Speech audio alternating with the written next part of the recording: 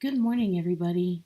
This week, when you are finishing up Assignment 1, I want you to also begin finding sources for Assignment 2.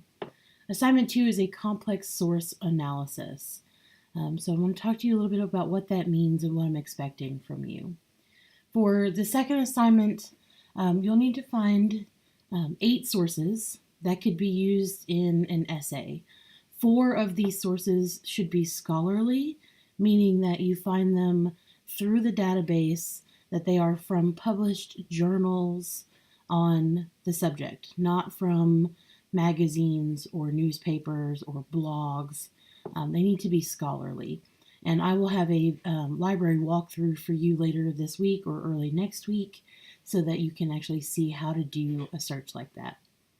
The other 4 sources can be from the internet, from magazines, from newspapers, but you need to read them and really kind of evaluate them to make sure they're going to be helpful to you.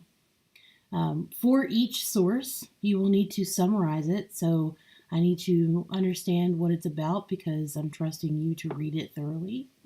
You need to then evaluate it, so you're going to be using some of the things you learned in 1010 for 1020. So now that you've read it, you need to analyze it, make sure it's good, and you'll evaluate it. And I'll give you some tips and tricks on how to evaluate and what to include in your evaluation later. You'll also need to explain what purpose the source serves for your paper. How are you going to use it? How is it going to be helpful to you? All right, so for the summary, you need to discuss the source, where its content, where it came from, so what publication is it from. Look up the author, discuss why the author and genre and audience are important ideas to consider, and explain the timeliness if it matters. The evaluation, so here are some things for you to look at for evaluation. Explain the strengths and weaknesses of the source as it applies to a research project. Is it really biased, right? Not that you can't use really biased information, but it's not really the best if you want people to think that you've done your job as a writer to be balanced and fair about the subject. Does the information stand on its own as a valid argumentative point? Does it allow you to enter this conversation? So does it give you some things that you can use to help you prove your point? How well does the writer or do the writers present the argument?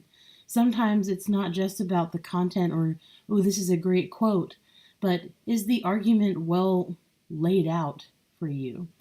Would this piece on its own stand up to critical evaluation from an academic standpoint? Finally, for the purpose, like I said, explain how you foresee this entering your essay. Will it be a building block? Is it a counterpoint? Because you will need to consider counterpoints to your topic. So you just need to kind of explain that, okay?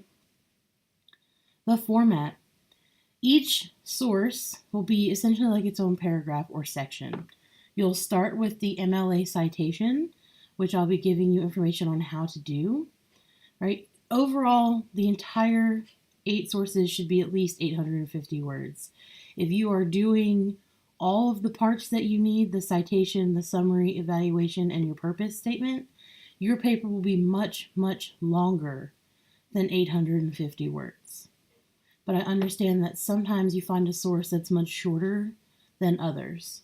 So I left it at 850 just as a starting point, a baseline, but it should be much longer than that.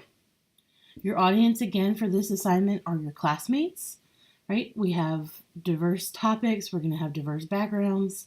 So write it to them, right? These are the sources that you found. What do you guys think about these things? And the purpose is to begin forming a coherent topic to get feedback for it, right? The due date is not until the 23rd of February, which sounds like a long time, but with research, you're going to find some sources you may not want to include later, so it takes some time, okay? And we will do peer review for this as well, and I will be giving you feedback for this. For now, Groupon wants me to buy something. And if you have questions, please reach out to me. I've given you some feedback on your assignment 1 already. I'll give you more after I grade your final assignment 1. But go ahead and start looking for sources. I will post a video, like I said, on how to do this, what this looks like, so that you can see me going through the process and you can kind of mimic that process. If you have any questions, please reach out via email, or you can find me on Facebook as Elizabeth Burrows. Have a great week, guys.